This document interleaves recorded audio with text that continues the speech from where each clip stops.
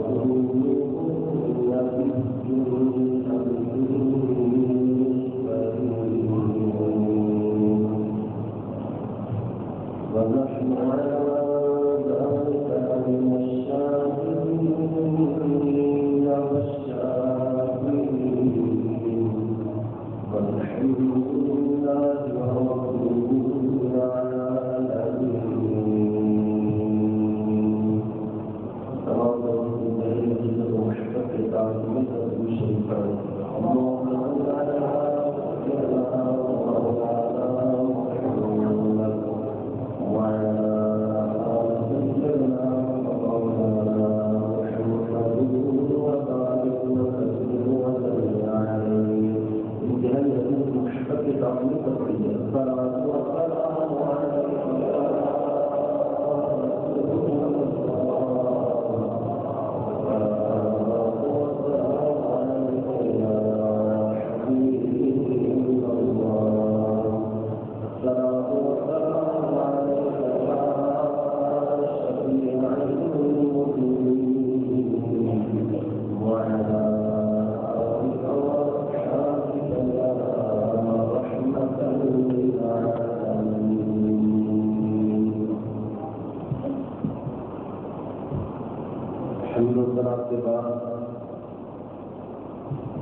انتہائی قابل احترام حضرت قبلہ پیر حضرت صاحب دادا پیر جیت مولانا پیر مشہور انتہائی قابل احترام حضرت علامہ مولانا قاری حسن البخاری صاحب مدد اللہ علیہ حضرت علامہ مولانا محمد حفیظ اللہ الحبیبی علامہ مولانا محمد الحبیبی دیگر حضرات علماء کرام اور نبیات علیہ السلام کی ذات عشق و محبت رکھنے والے سنی نوجوان قرآن مجید کی آیت مقدسہ خدا کے سامنے تلاوت کی ہے آیت کریمہ سے متعلق چند عنوانات آپ حضرات کی خدمت میں کروں گا کیونکہ ہم جو مقامی ہیں ہمیشہ یہاں آتے رہتے ہیں اور معلومات پیش کرتے رہے ہیں آج ہم بھی حاضر ہوئے ہیں کہ ہم تک ہمارے مہمان مخالف حضرت علامہ حسن البخاری صاحب ہیں ان کا خطاب سے بارہ آپ کے روح کے درمیان زیادہ رکاوٹ نہیں کروں گا انتہائی مختصر وقت میں معلومات پیش کروں گا اللہ تبارک و تعالیٰ کی بارگاہ میں دعا ہے کہ اللہ رب العزت مجھ گناہگاروں کی یادگار کو حق دینے بعد ازام ہمیں اور آپ سب کو حق باتوں پر عمل کرنے کی توفیق عطا فرمائے اللہ تبارک و تعالیٰ نے ارشاد فرمایا یا ایھا الذین آمنوا اللہ اے ایمان والوں اللہ تعالیٰ سے ڈرو وکونوا مع الصادقین اور جو اللہ کے سچے صادقین بنتے ہیں ان کے ساتھ رہو یا ان کی جماعت کے ساتھ وابستہ رہو آیت کریمہ میں اللہ تبارک و تعالیٰ نے ایمان والوں کو دو کاموں کا حکم دیا پہلا آدم اللہ نے یہ فرمایا کہ اتقوا اللہ اللہ سے ڈرو بس اسی اتقوا اللہ سے متعلق میں آپ حضرات کی چیزوں کے کچھ کلمات کر دوں گا کہ اتقوا اللہ کے معنی کیا ہے اس کا مفہوم کیا ہے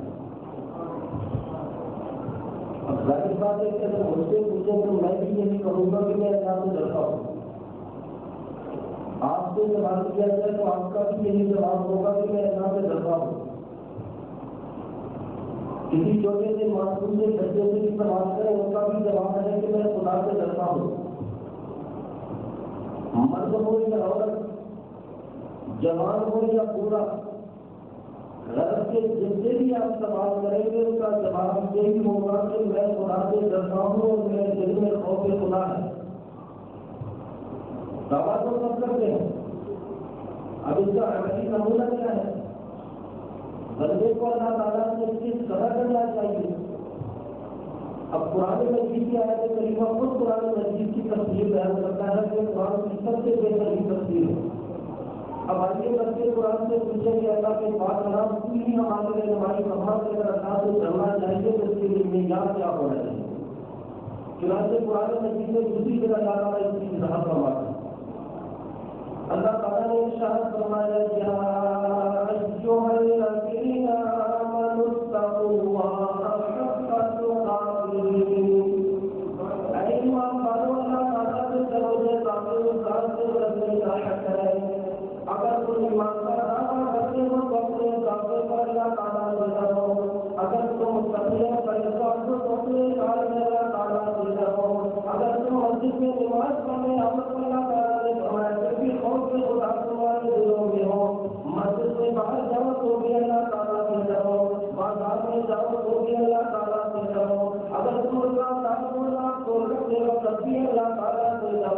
اگر تم شوہر اور بیوی کے حقوق ادا کرتے ہوئے اللہ تعالیٰ سے ڈرو، یہاں تک کہ اللہ تعالیٰ نے بات ختم کر کے ارشاد فرمایا فلا تموتن الا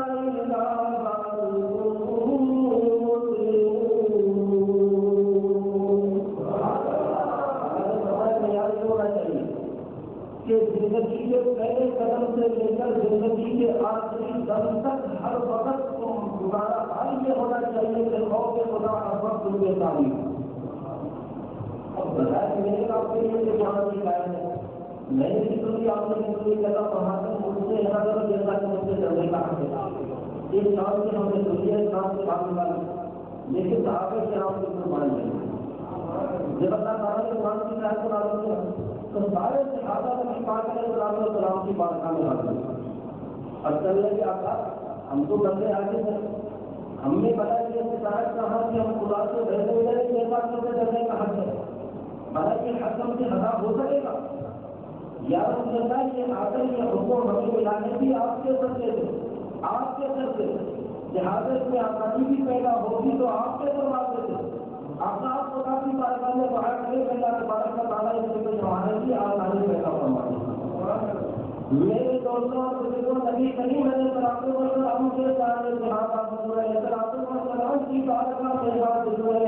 اور کہنے لگے یا رسول اللہ یا حبیب اللہ تعالیٰ نے یہ حکم ہمیں دیا تو سرکار آپ کے وسیلے سے آسانی کی ہوگی تو آپ کے وسیلے سے یا رسول اللہ تعالیٰ کے بندے جسے یہ حکم سے کبھی بھی ادا نہیں ہو سکے گا اپنے خدا سے پیدا کرے ایسا کہ استاد سے کرنے کا حق ہے۔ نبی کریم علیہ السلام نے صحابہ کو بچنے کی طرح نبی کریم علیہ السلام کی محفل میں بیٹھے تھے، آقا نے اللہ تعالیٰ کی بارگاہ میں دونوں ہاتھ اٹھا کے دعا کے لیے یہاں نبی کریم علیہ السلام کے ہاتھ اٹھے دعا کے لیے اللہ تعالیٰ نبی کریم علیہ السلام کو بھیجا اور میں نبی دعا پورے ہونے سے پہلے میرے محبوب کی بارگاہ میں میرا آڈر لے کے جا۔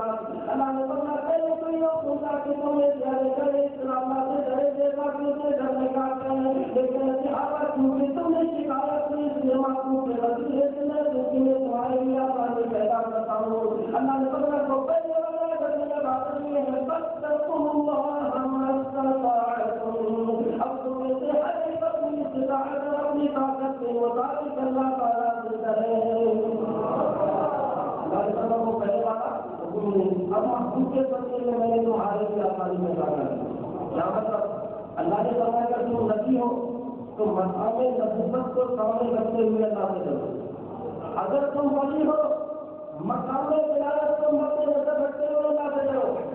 اگر تم آج کرنا پڑنے والے مومن ہو تو اپنے ایمان کے درجے اور صحت کے مطابق اللہ سے ڈرو۔ پہلے والا حکم نہیں تھا اللہ تعالیٰ نے اسے آسانی پیدا کر دی ہر ایک اپنی استطاعت کے مطابق اللہ سے ڈرو۔ لیکن یہاں ایک بات آپ کرتے حقیقت تو یہ ہے کہ ہم بندے جتنا بندوں سے ڈرتے ہیں اتنا ہم خدا سے نہیں ڈرتے۔ اگر ہم جتنا بندوں سے ڈرتے ہیں اتنا ہی اگر ہم خدا سے ڈرتے تو خدا کی قسم ہم سب اولیاء اللہ بن جاتے ہیں۔ کیسے؟ اسے دعویٰ نہیں کر پاتے۔ اب مثال کے طور پر اب حضرت بلا پیر کا تشریح کرنا ہے، اب ان کی موجودگی میں کا کوئی مرید غلط کام کرے گا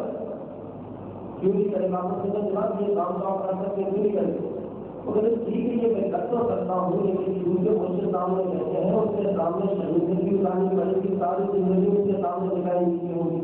کیونکہ مجھ سے دیکھ رہے ہیں اس وجہ سے کام وہ ٹھیک ہے میں کر تو سکتا ہوں لیکن کیونکہ وہ دیکھ رہے ہیں میں کرتا نہیں۔ اسی طرح والدین کی موجودگی میں اور آپ کا بھی کوئی غلط کام کرے گا اسے میں ٹھیک ہے کام کر سکتا ہوں کیونکہ والدین دیکھ رہے ہیں اس کے سامنے شہید کی ہوگی اس لیے وہ کام غلط میں کام کرتا نہیں۔ اسی طرح استاد کی موجودگی میں شاگرد کبھی کوئی غلط کام کرے گا اگر ٹھیک ہے یہ کام تو کر سکتا ہوں ضرورت ہے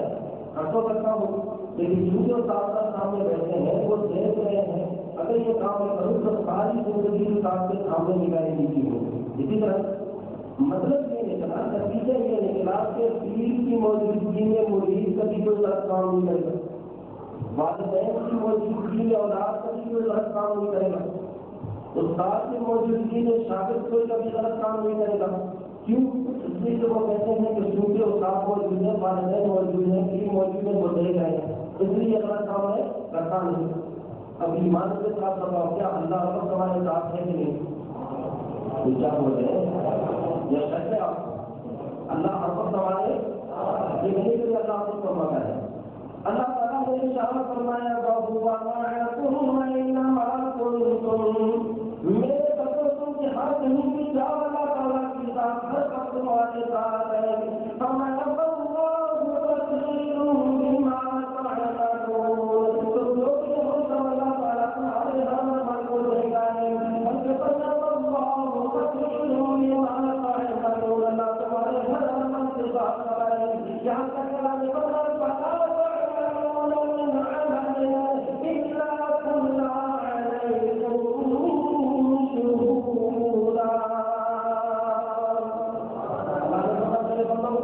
تم کوئی بھی عمل نہیں کرتے مگر یہ کہ وہ عمل کرتے وقت میں خدا بھی تمہارے پاس موجود ہوتا ہوں. اب ایمان کے ساتھ جواب دیں اللہ ہمارے ہر عمل کو دیکھتا ہے کہ نہیں؟ اور جو بھی عمل کرتے ہیں اللہ کو اس کے بعد اللہ تعالیٰ کو اس کے بارے میں ہے کہ نہیں؟ اللہ ہر وقت ہمارے ساتھ ہے کہ نہیں؟ وہ عمل کرتے وقت اللہ ہمارے ساتھ موجود ہوتا ہے کہ نہیں؟ لیکن اس کے باوجود ان میں ہزاروں گنا کرتے ہیں کہ نہیں؟ تو نتیجہ کیا نکلا؟ نتیجے یہ نکلا کہ جتنا ہم مردوں سے ڈرتے ہیں اتنا ہم اللہ سے ڈرتے نہیں. جتنا ہم مردوں سے ڈرتے ہیں اتنا اللہ سے ڈرتے نہیں. میرے دوستوں کو جتنا ہم مردوں سے ڈرتے ہیں اتنا اللہ تعالیٰ سے ڈرتے نہیں. اگر ہمارا یہ ایمان ہو جائے اللہ تعالیٰ کی ساتھ ہمارے ساتھ ہمارے ہر ہمارے کے ساتھ ہمارے چاہے ظاہر کر کے کوئی عمل کرے یا دفاع کر کے کرے اللہ تعالیٰ ہر وقت ہمارے ساتھ ہے تو ہمارے ہر عمل کے ساتھ ارے اگر دیکھا یہ حصہ ہو گیا تو خدا کی قسم بندہ کبھی اندھیری روشنی میں بھی خدا کے قریب نہیں جائے گا. وہ کہے گا اس لیے کہ دنیا والوں کی نگاہوں میں میرے کو کوئی نگاہ نہیں کہ دنیا والوں کے سامنے میں نے اپنے عملوں کا حساب دے دینا. جس اللہ کی بارگاہ میں میں نے آج کے اپنے عملوں کا حساب دینے پر اللہ تعالیٰ کی ساتھ تو ہر وقت مجھے کریں گے. اگر یہ سیدھا ہو تو بندہ کبھی بھی قرآن کے قریب جائے گا کیا بولے بندہ کبھی قرآن کے قریب بھی جائے گا. سوال یہ پیدا ہو رہا ہے اب کیونکہ اللہ نے ہمیں یہ فرمایا کہ سب کو تعالیٰ سے زبردستی کرو بار بار انہوں نے کافی. اب آخر ہم بھی انسان ہیں ہم نے اللہ تعالیٰ کی بات ہمیں بتا دیں گے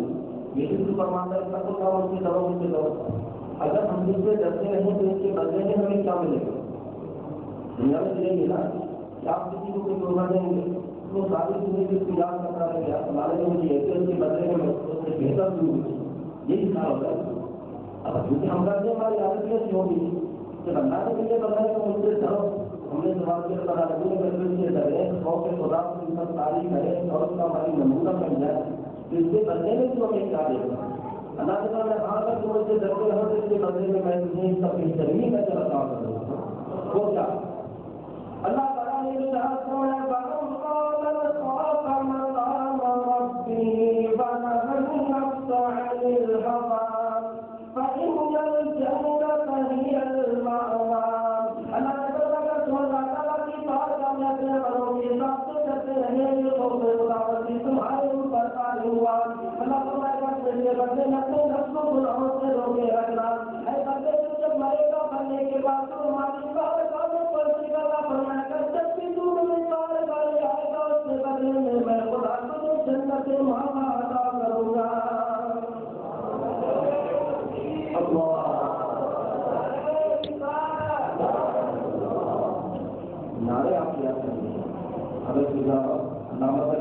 تشریف لائے ہو اور وہ گولڈن کی محبتوں کو ساتھ لے کے واپس جائیں گے.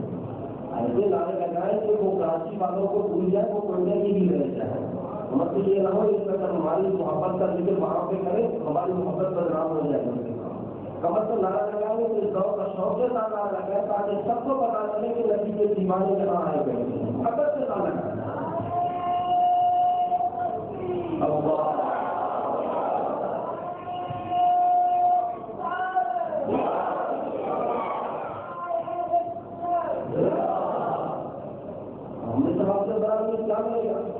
اللہ نے کیا اس کے بدلے میں خوف کے خداوندی کے بدلے میں میں کیا کام کروں گا؟ جنت کی ماما کیا کام کروں گا؟ میں سوال کرتا ہوں آدھی زندگی کرتے ہیں اس کے بدلے میں ایک اللہ کا کیا چاہیے ان کے بدلا جنتوں میں اضافہ فرما دے اللہ بچہ محبوب کے سب سے اضافہ کرتا اللہ تعالیٰ نے قرآن مجید سے اور مقام سے ارشاد فرمایا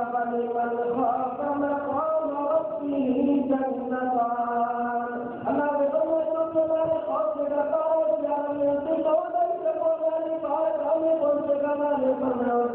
میں خدا کو جنت عطا کروں گا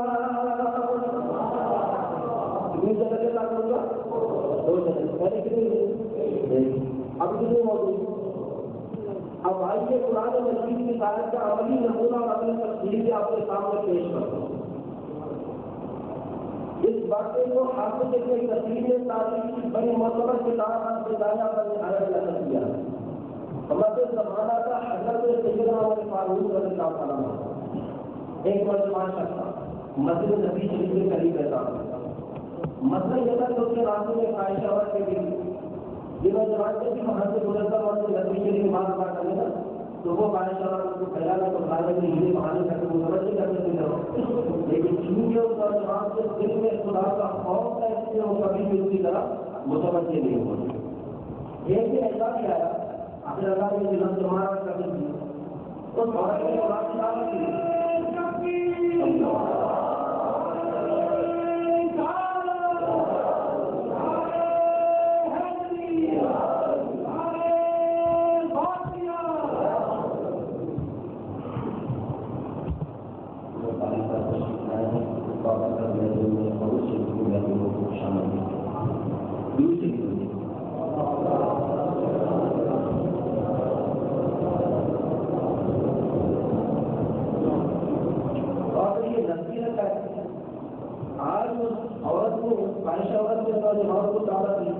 اللہ کی قدرت نوجوان نے دعوت قبول کر دی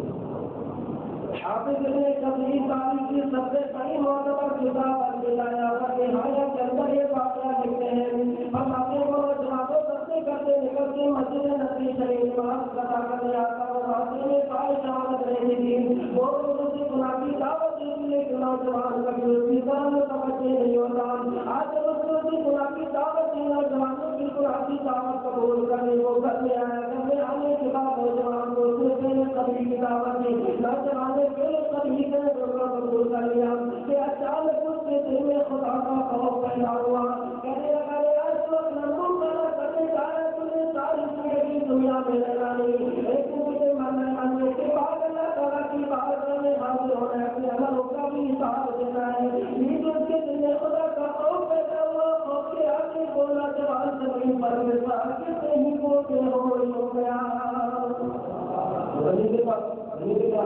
بے ہوش وقت اب وہ جو عورت کی اس کی زندگی تو ختم ہو گئی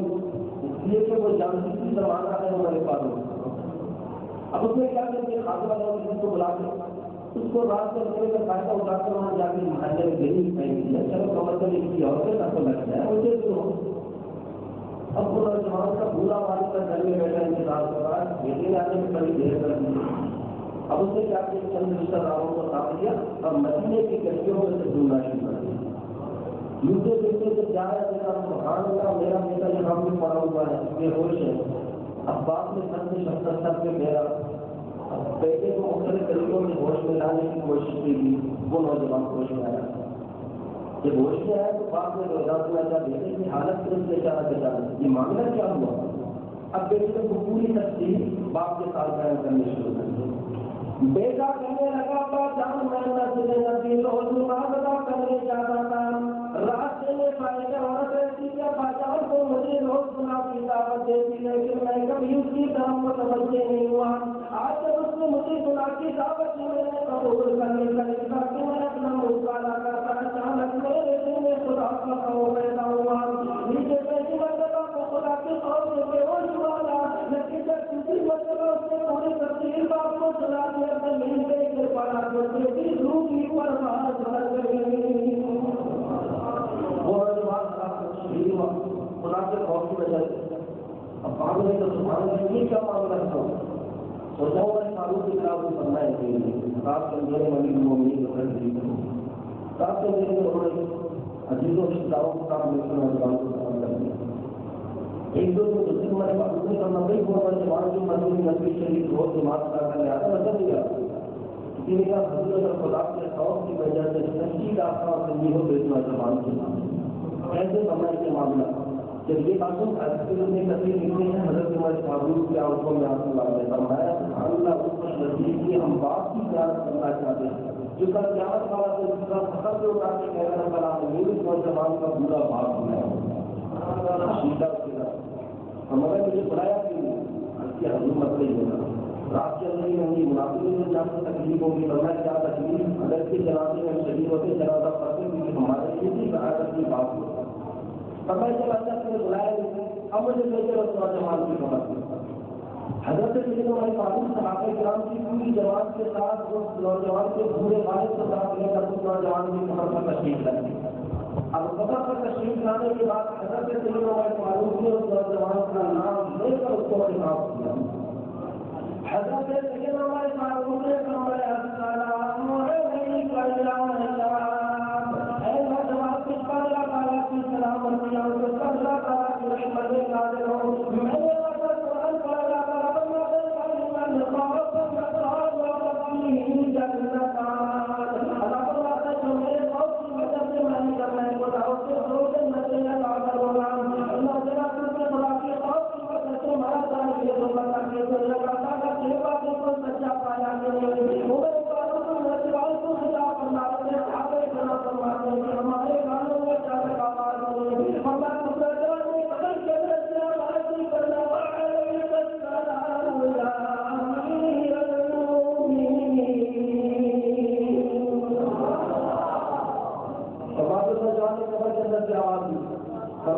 پڑھا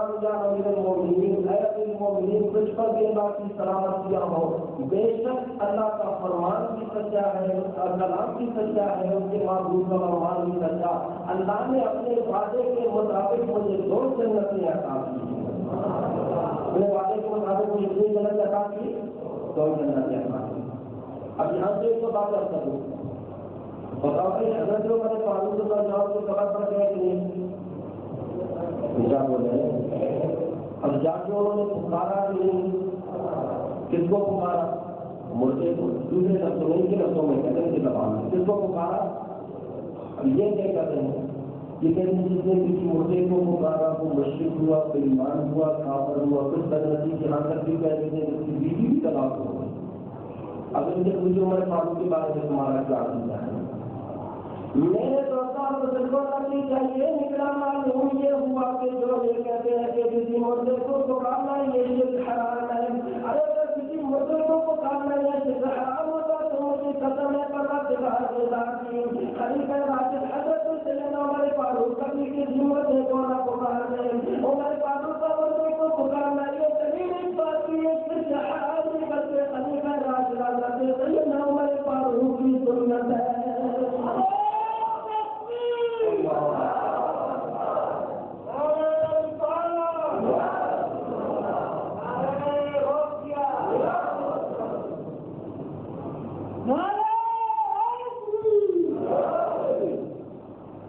تو نتیجہ یہ نکلا اگر کسی مردے کو پکارنا حرام ہوتا نا خدا کی قسم حضرت سیدنا عمر فاروق کبھی بھی کسی مردے کو نہ پکارتے چلے عمر فاروق کون ہے یہ کوئی معمولی ملا ہے کیا بولتے ہیں ان کی شان کیا ہے نبی کریم علیہ الصلوۃ والسلام نے ارشاد فرمایا لو کان من بعد نبی لکان عمر اگر میرے پاس نبوت کا دروازہ کھلا ہوتا تو میرے غلام حضرت سیدنا عمر فاروق نبی ہوتے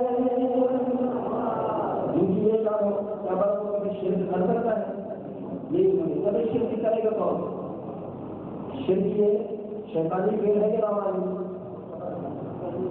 کرے گا کون سے اس کے ارتکاب کون ہوگا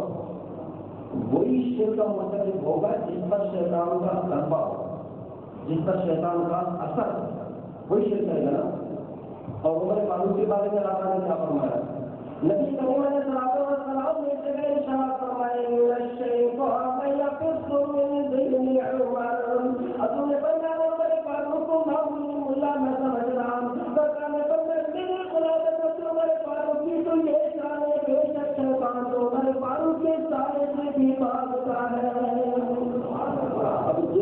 جانے سے شیطان بات کرتا تو بارہ کے شرک کا مرتکب ہو سکتا ہے. دوسری بات، حضرت سیدنا عمر فاروق نے جب اس خبر والے نوجوان کو پکارا تو کیا سمجھ کے پکارا؟ جن کا سمجھ کے جاؤں ہوگا یہی سمجھ کے پکارا کہ جس کو میں پکار رہا ہوں میری پکار کو سن رہا ہے.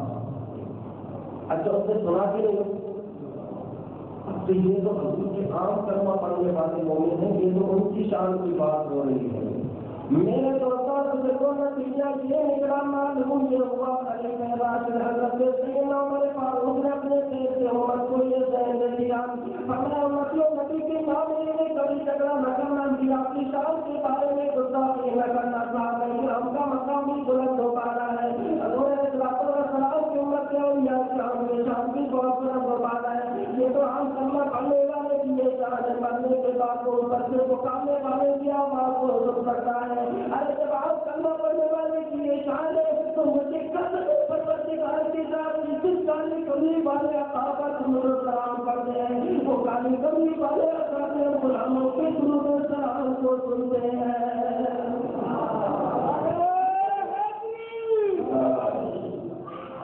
یہ کیسے ہو سکتا ہے کہ حضرت سیدنا عمر فاروق نے اپنے دل سے یہ ثابت کر دیا کہ امتیوں قبر کا معاملہ تو جیسا ہے کہ تمہیں جانے کے بعد عام مومن کی بھی یہ شان ہوتی ہے، اس کی قوت ثواب ختم نہیں ہوتی. وہ بھی اگر کوئی اوپر سے پکارے سے پکار کو سن سکتا ہے. ارے جس کا کلمہ پڑھ کے اور جس کے دعوت سے وابستہ ہونے کے بعد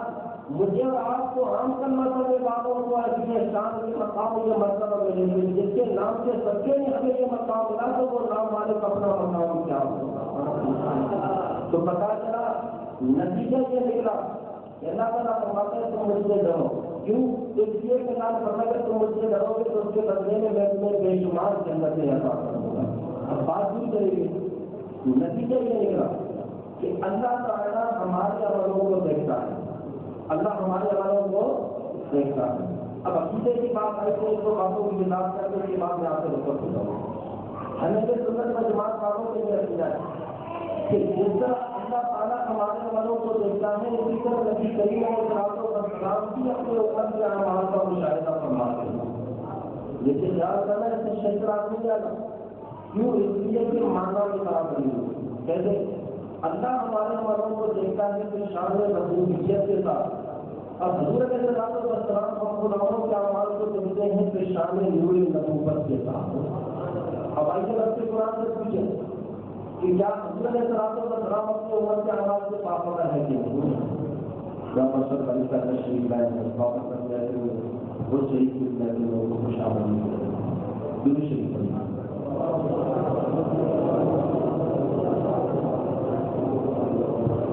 اللہ تعالیٰ نے ارشاد فرمایا تھا قل اعملوا فسيرى الله عملكم ورسوله.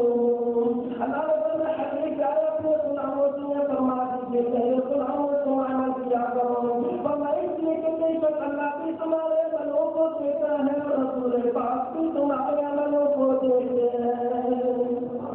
فسيرى الله عملكم ورسوله. اللہ بھی تمہارے اعمال کو دیکھتے ہیں اور اس کے رسول بھی تمہارے اعمال کو دیکھتے ہیں. ایک قوم سے کہیں گے تک آگے بھی پڑے گا. آگے کیا ہے آگے بن عمل تمہارا اگر اللہ بھی دیکھتے ہیں رسول بھی دیکھتے ہیں تو وہ بھی اسی طرح سے مطلب یہ سارے مومن بھی دیکھتے ہیں سارے مومن بھی حاصل لاتے ہیں. اگر نام پڑا ہوگا تو اس میں تصدیق کرے گا. اصل میں یہاں سے جو اسلام اور مومنین پر داخل ہے یہ الاسلام استغراق کرے گا. یہ الاسلام دیکھتا ہے یہ آگے ذہنی آگے خارجی میں یہ الاسلام ایک مال کے لیے.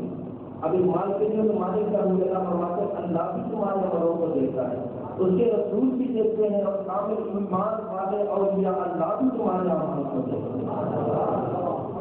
اب عقیدت کی بات ہے تو اب میرا عقیدہ یہ ہے